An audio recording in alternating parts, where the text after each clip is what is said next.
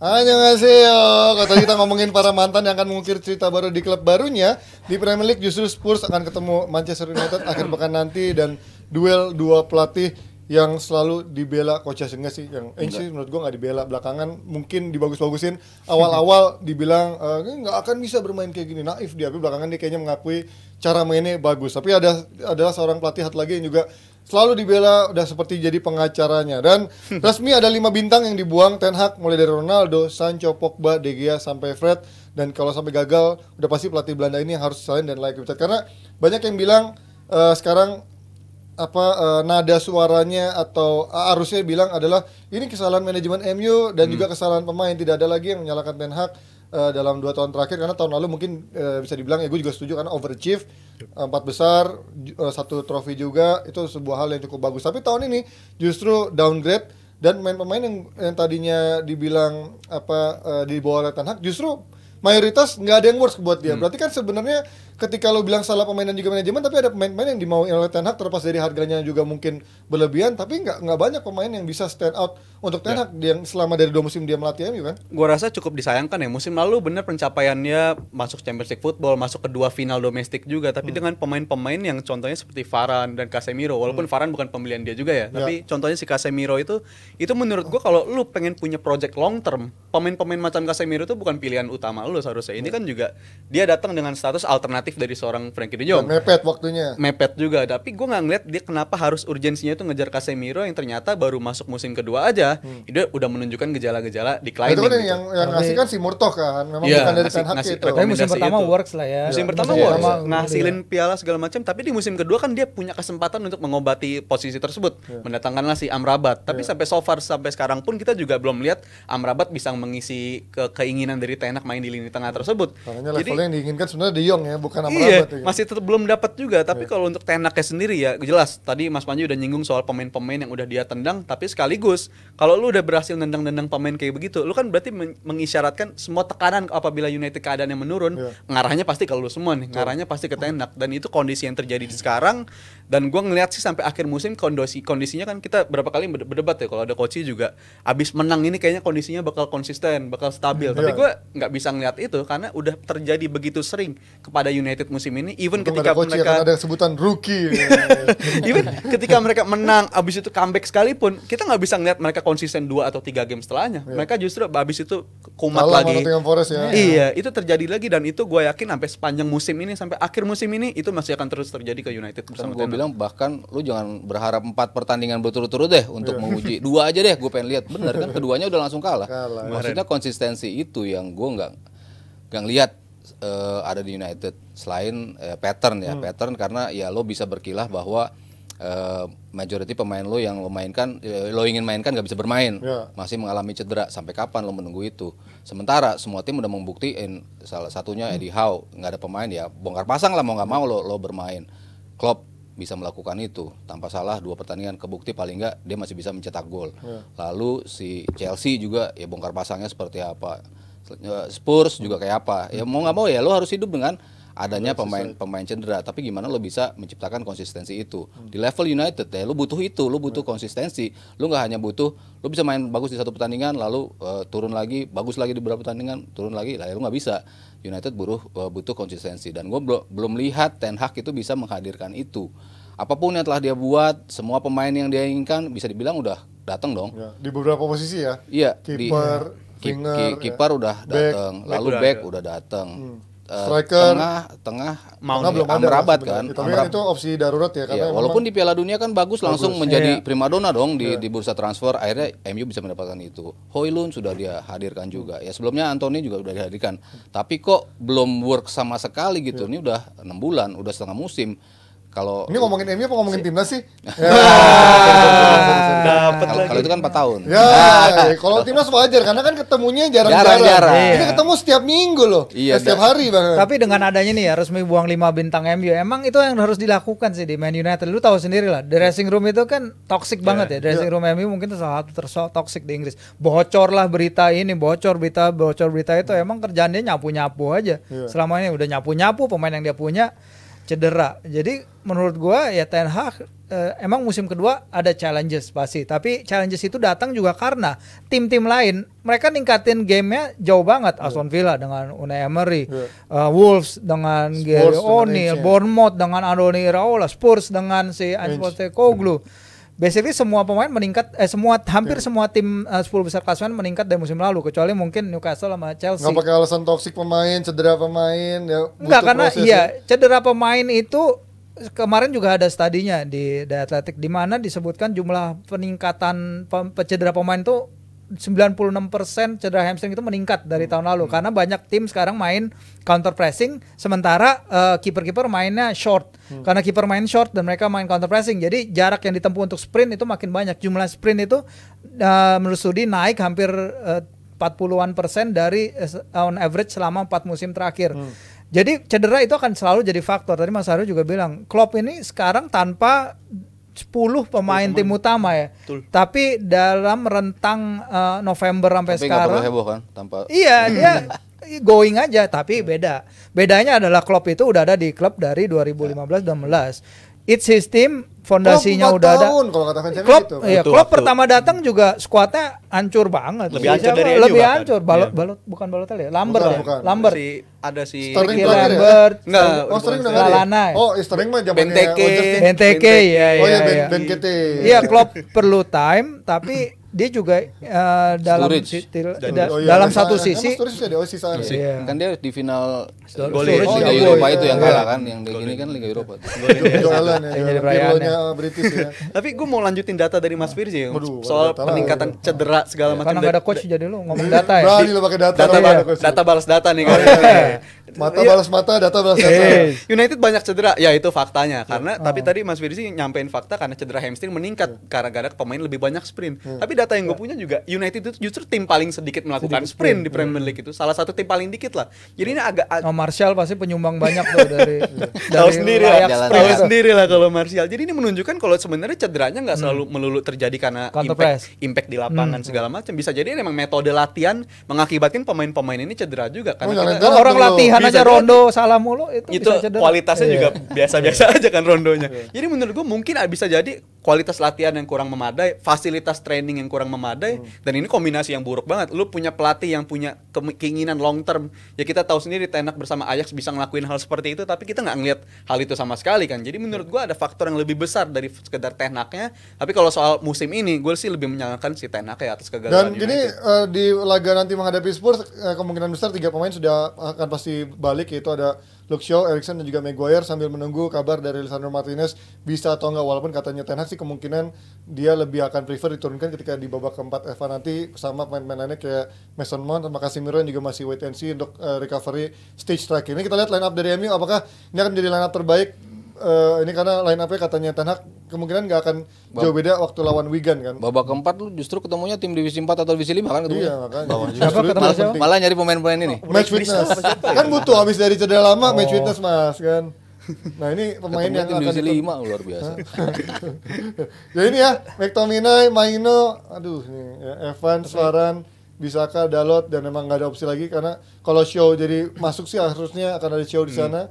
Garnacho, Rashford. Apakah ini yang menjadi formasi terbaik ketika kemarin menghadapi Wigan diturunkan lagi? Gue sih lebih ngeliat sebelum lawan Wigan pun Rashford udah menunjukkan kayaknya gejala dia mulai membaik nih 2 game terakhir doang. 2 game terakhir itu belakangan dia dari Lawan sisi Forest, kiri. siapa? Forest sama Villa assist Iya, dia. dia assist dan kontribusi gol, dan kemarin juga lawan Wigan ngasih kontribusi yang cukup oke bagi gue.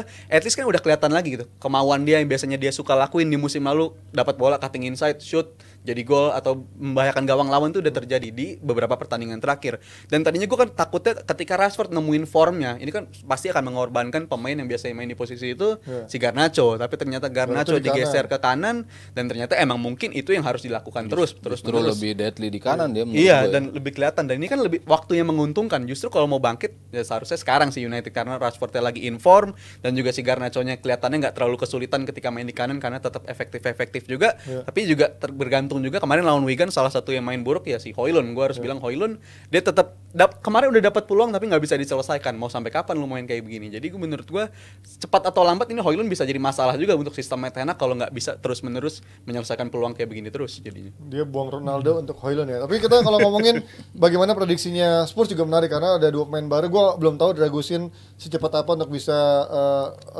join sama latihannya, squadnya dan juga untuk main di akhir pekan nanti. Tapi kemungkinan yang pasti main adalah Timo Werner yang sudah lebih dulu bergabung. Ini pemain yang juga mungkin seperti Jadon Sancho, dia hanya butuh mungkin kepercayaan diri, butuh less pressure dan juga mungkin butuh tim yang gaya mainnya lebih cocok dengan dia. Mungkin Spurs menjadi gaya tim yang lebih cocok. Iya, kemarin juga banyak kita bahas, kita tulis juga di jebretmedia.com. Kalau ini pemain justru merupakan pembelian yang tepat dari Spurs gitu, terutama ketika kita bicara dia baru mencetak berkontribusi atas 2 gol dan 1 assist, baru 3 gol kontribusi dari musim ini. Cuman dia baru bermain kan 200 menit. Betul. Artinya starternya baru 6 kali baru main 8 kali, starter berapa kali gitu ya. Goal to minutes dia tuh memang termasuk yang rasionya paling tinggi dibanding pemain lain gitu yang menit mainnya jauh lebih banyak. Jadi artinya ini pemain juga nggak hilang-hilang banget dari sisi itu. Kalau kita telusuri dari sepanjang 8 musim terakhir sempat gua baca juga, itu dia kontribusinya selalu di atas 20 gol di setiap musimnya. Maksudnya gol dan assist ya. Dia kontribut atas gol dan assist kepada timnya itu dari Leipzig lah, dari Chelsea lah. Chelsea di musim pertama 29 gol. Musim kedua 21 gol. Artinya selalu di atas gol-gol itu. Dan dia dengan gayanya Spurs sekarang cocok karena ya itu counter press dia bagus, akselerasi dia bagus, dari kiri dia selalu bisa maju dengan kecepatan tinggi. Entah itu kecepatan itu bisa membuat dia sampai ke kotak penalti, tapi lagi-lagi yang kita permasalahkan ketika dia dari Chelsea adalah bagaimana bisa menciptakan peluang itu kan, itu yang menjadi masalah. Cuman kan kita lihat di Spurs tanpa striker utama Harry Kane, mereka tetap menjadi tim paling subur juga di Premier League.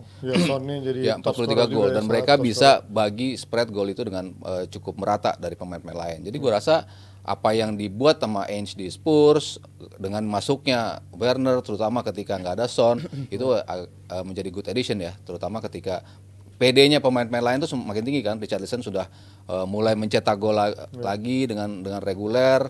Lalu yang pemain-pemain lain juga kontribusinya cukup besar ya, walaupun gue selalu meragu dari sisi lini tengahnya kan yang gue bilang ketika nggak ada Sarama Bissouma ini bisa menjawab nggak ketika mereka betul-betul menjadi kekuatan utama Spurs di musim ini, ketika Højbjerg yang main dengan Lo Celso dengan Bentancur itu tidak sesolid ketika ada Sar dan juga Bissouma. Justru ini yang harus bisa dimanfaatin oleh United, pressing lebih banyak, memainkan one on one di lapangan tengah lebih banyak. Nah itu yang justru bisa membuat lini tengah Spurs itu lebih kebuka ya ketika nggak ada Sarama Bissouma. Tapi justru kan mungkin Werner akan bisa lebih nyaman bermain ketika dia bermain dengan adanya Son. Tapi ketika sekarang justru nggak ada Son, apakah ini menjadi pairing yang sangat bagus? Richarlison, ada Brennan Johnson yang juga bisa dibilang levelnya mediocre juga. Berarti pressure-nya juga akan besar di dia kan nanti. Iya, kita tahu salah satu masalah utama Werner di Chelsea adalah pressure ya. Walaupun tadi udah disebut sama Mas Aryo, dia tuh kontribusinya tinggi di Chelsea sebenarnya. 23 gol, 21 assist, bawa Chelsea juara Liga Champions. Itu joint top scorer itu adalah suatu hal yang luar biasa dari dia. Kalau dia bermain lawan di sistemnya Ange ini kan juga seru banget ya, bagaimana mereka push orang depan banget. Betul. Ini Werner kalau menghadapi defensive line yang mid block atau high block tuh dia akan seneng banget karena melakukan pressing yang counter press yang sangat tinggi sekali di mana dia bisa lari. Masalahnya dari ketika Werner di Chelsea memang pemanfaatan peluang sebenarnya gol berbanding peluang yang dia dapat sebenarnya bisa jauh lebih banyak gol yang dia dapat pada waktu itu, karena gue sering banget masang dia di FPL karena gue sering perhatiin pergerakan dia ini, positioningnya bagus banget. Dia selalu bisa dalam goal scoring positions, tapi dia nggak setajam itu di depan gawang. Nah, ditambah diperparah temannya ada kayak Havertz sama juga depan gawang ke atas, nggak banyak bantu. Nah makanya menarik nih kalau kita nanti ketemu Werner di kiri yang bagus. Sebenarnya mau balik lagi soal si Rashford juga. Apakah Rashford udah balik apa enggak? Karena pada laga lawan Nottingham Forest dia perlu 78 menit untuk melakukan first sentuhan dia di dalam kotak penalti lawan. 78 menit. Sepanjang babak pertama dia hanya nyentuh bola 18 menit. Dari 5 pertandingan terakhir, Rashford itu hanya ngumpulin 5 shots on goal, bukan on target ya, on goal. Jadi memang rendah sekali dia keterlibatannya dalam proses build up serangannya Man United, walaupun memang sentuhan pertamanya di kotak penalti ketika lawan Forest berbuah gol.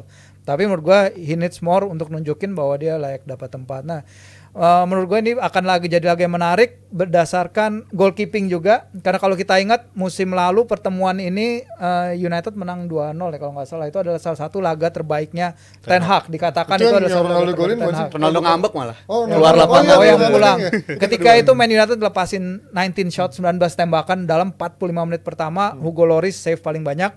Tapi musim ini Vicario dan Onana adalah dua kiper yang punya expected goal against-nya, dia melakukan jumlah penyelamatan yang paling bagus berbanding dari expected goal concede-nya dia. Menandakan bahwa dia save rate-nya bagus, quality of the saves bagus. Dan ini Man United berada dalam situasi yang menurut gue rada diuntungkan ya, dengan Federasi Kamerun menerima permintaan, udah lo nggak main dulu lawan Guinea, nggak apa-apa, main dulu satu game sama kita. Sekali shot sekali gol juga.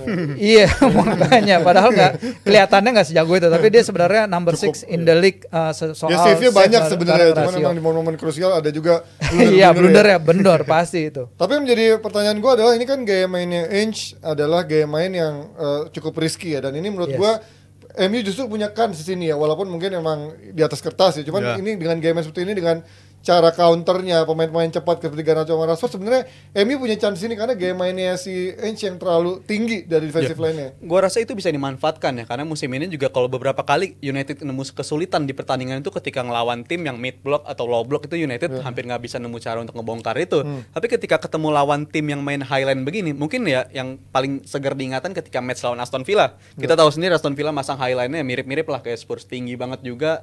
Dia pasang offside traps tinggi itu dan bisa dimanfaatkan. Jadi itu bisa jadi benchmark. Seharusnya United bisa memanfaatkan garis ketinggiannya si Ainge ini ya, karena mainnya terlalu naif.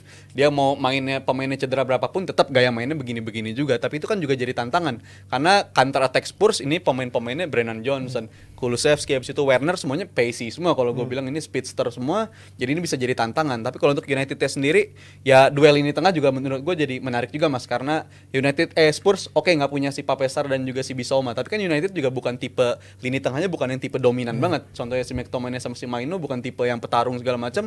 Jadi menurut gue ini battle yang menurut gue cukup imbang di setiap lininya, dan itu bisa small margin of error bisa nentuin hasil kemenangan besok nanti. Sebelum prediksi nggak lengkap, kalau tadi gue udah sempat ngasih teaser bahwa ada back yang memilih Spurs dibandingkan Bayern Munchen. Ini si Virzi udah punya prasasti kan? Ada nggak data soal Dragusin? Ini kan kalau gue baca sedikit ya, dia ada merupakan satu pemain dengan aerial ability terbaik di Serie A, kemudian juga tackle sukses juga sangat besar gitu. Di Serie A dia second for clearance complete 87 kali, ketiga untuk aerial duels, dan ketiga juga untuk headed clearance.